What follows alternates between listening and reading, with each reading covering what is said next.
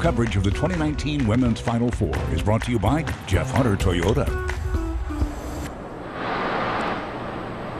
Welcome back to our continuing coverage of the NCAA Women's Final Four here in Tampa. Of course, the sun was shining, and so were the Lady Bears as they stepped on the court for their first practice here at Amalie Arena. Of course, it's been 7 years since the Lady Bears have appeared in a Final Four.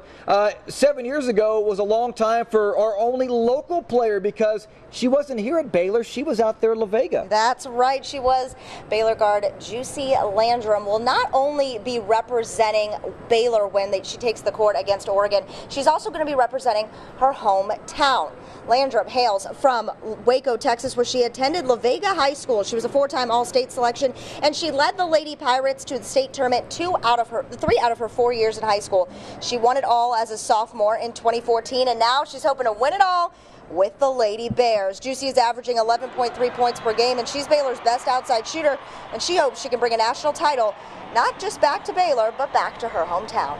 Yeah, that's been 7 years since 2005, then went 2012, and now we're in 2019. So, I mean, to bring it back 7 years later, that would be a great feeling to bring it back to Waco, to La Vega, Belmead.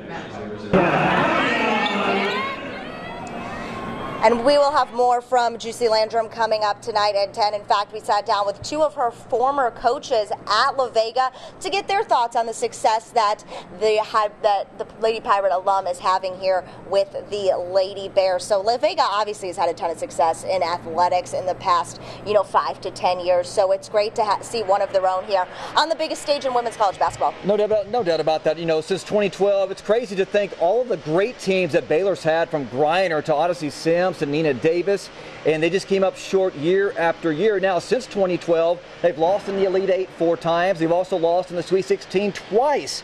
Now, despite having the third best winning percentage all time in NCAA tournament history, the Lady Bears, of course, they still came up short, but yet this year could be the year.